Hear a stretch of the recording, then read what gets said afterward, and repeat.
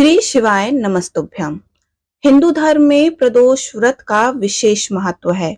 इस दिन भगवान शिव और माता पार्वती की आराधना की जाती है और साथ ही उनकी कृपा प्राप्ति के लिए उपवास भी रखा जाता है। हर महीने में दो प्रदोष व्रत आते हैं, पहला कृष्ण पक्ष में और दूसरा शुक्ल पक्ष में। अभी ज्येष्ठ माह चल रहा है, जिसका पहला प्रदोष व्रत जा चुका है और दूसरा प्रदोष व्रत 19 जून 2024 को रखा जाएगा। चलिए जानते हैं कि ज्येष्ठ माह के दूसरे प्रदोष व्रत के बारे में। जून माह अथवा ज्येष्ठ माह का दूसरा प्रदोष व्रत शुक्ल पक्ष की त्रयोदशी तिथि को रखा जाएगा और यह तिथि 19 जून को सुबह 7:29 पर शुरू हो जाएगी।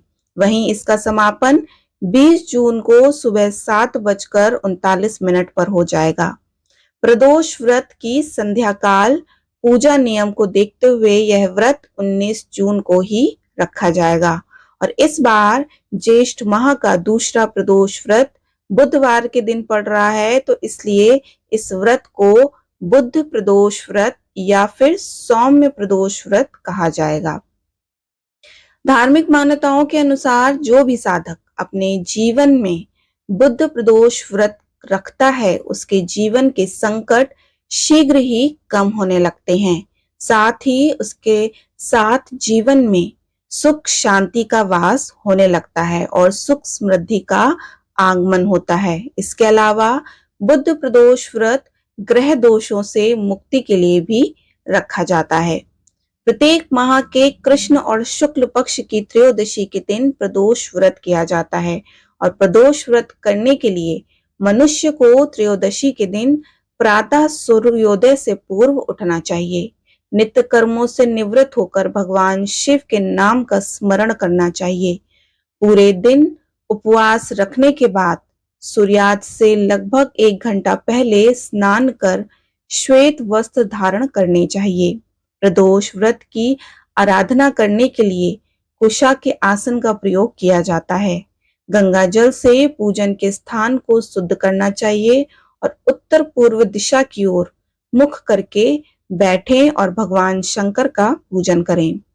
विभिन्न पुष्पों, लाल चंदन, हवन और पंचामृत द्वारा भगवान शिव जी की पूजा करनी चाहिए।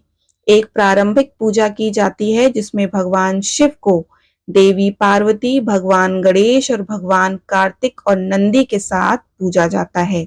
उसके बाद एक अनुष्ठान किया जाता है जिससे भगवान शिव की पूजा की जाती है और एक पवित्र कलश में आह्वान किया जाता है और पूजन में भगवान शिव के मंत्र ओम नमः शिवाय का जाप करते हुए शिव को जल चढ़ाना चाहिए। इस अनुष्ठान के बाद भक्त प्रदोष व्रत कथा सुनते हैं या फिर शिव पुराण की कहानियां सुनते हैं। महामृत्युंजय मंत्र का 108 बार जप भी किया जाता है और पूजा के समय एकाग्र रहना चाहिए और शिव पार्वती का ध्यान करना चाहिए। मान्यता है कि इस वर्ष एक लगातार यह व्रत करने से मनुष्य की सभी पापों को खत्म हो जाती हैं। तो आइए बुधवार प्रदोष व्रत की कथा सुनाते हैं। सूत जी बोले, अब मैं आप लोगों को बुधवार त्रयोदशी व्रत की कथा तथा विधि सुनाता हूँ। इस व्रत के दिन केवल एक ही समय भोजन करें, हरे वस्त्र पहने और हरी वस्तुओं का सेवन करें। प्रातःकाल उठकर नित्य क्रम से निवृत्त होकर शंकर जी का पूजन धूप दीप बेल पत्र से करें। प्राचीन काल की कथा है, एक पुरुष का नया नया विवाह हुआ था। वह गौने के बाद दूसरी बार पत्नी को लिवाने के लिए अपनी ससुराल पहुंचा और उसने साथ से कहा कि बुधवार के दिन ही पत्नी को लेकर अपनी नगर को जाएगा। उस पुरुष के सास ससुर ने, साले सालियों ने उसको समझाया कि बुधवार को पत्नी को विदा कराकर ले जाना शुभ नहीं है, लेकिन वह पुरुष नहीं माना। विवश होकर सास ससुर को अपनी जमाता और पुत्री को भारी मन से विदा करना पड़ा। पति पत्नी बैलगाड़ी में चले जा रहे थे कि एक नगर के बाहर निकलते ही पत्नी को प्यास लगी। पति लोटा लेकर पत्नी के लिए पानी लेने को गया। जब वह पानी लेकर लौटा तो उसने देखा कि उसकी पत्नी किसी पराये पुरुष के लाए लोटे से पानी पीकर हंस हंस कर बात कर रही है। वह पराया पुरुष बिल्कुल इसी पुरुष की शक्ल सूरत जैसा ही था। यह देखकर वह पुरुष दूसरे अन्य पुरुष से क्रोध में आग बबूला होकर लड़ाई करने लगा। धीरे धीरे वहां काफी भीड़ इकट्ठा हो गई। इतने में एक सिपाही भी आ गया। सिपाही ने स्त्री से पूछा कि सच सच बता, तेरा पति इन दोनों में कौन है? लेकिन वह स्त्री चुप रही, क्योंकि दोनों पुरुष हम शक्ल थे।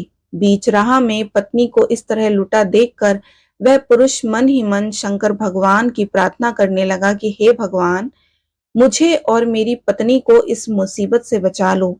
मैंने बुधवार के दिन अपनी पत्नी को विदा कराकर जो अपराध किया है, उसके लिए मुझे क्षमा करो। भविष्य में मुझसे ऐसी गलती नहीं होगी। श्री शंकर भगवान उस पुरुष की प्रार्थना से द्रवित हो गए और उसी क्षण वह अन्य पुरुष कहीं अंतर ध्यान हो गया।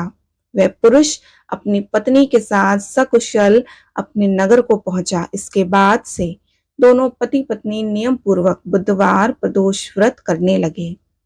बुधवार प्रदोष व्रत की उद्यापन विधि।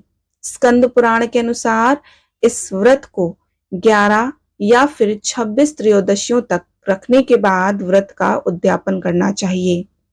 उद्यापन वाली त्रयोदशी के एक दिन पूर्व श्री गणेश का विधिवत षोडशोपचार से पूजन किया जाना चाहिए। पूर्व रात्रि में कीर्तन करते हुए जागरण किया जाता है और इसके बाद उद्यापन के दिन प्रातः जल्दी उठकर नित्य कर्मों से निवृत्त होकर स्वच्छ वस्त्र धारण कर पूजा स्थल को गंगा जल से शुद्ध कर लें। इसके बाद रंगीन वस्त्रों और रंगोली से सजाकर मंडप तैयार कर लें।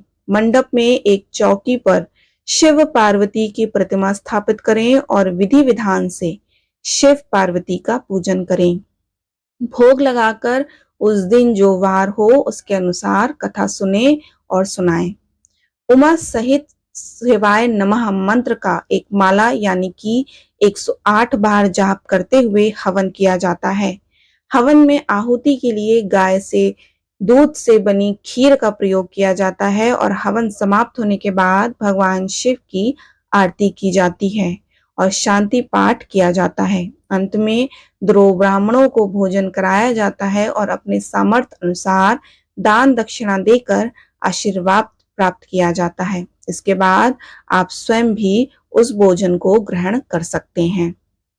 प्रदोष व्रत के दिन भगवान शिव और मां गौरी की पूजा के साथ साथ बुध ग्रह और भगवान गणेश की भी पूजा करनी चाहिए।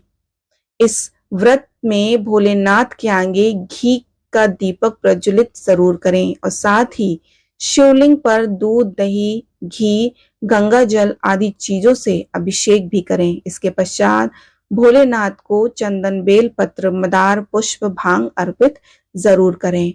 इससे आपके जीवन में सुख समृद्धि बनी रहेगी।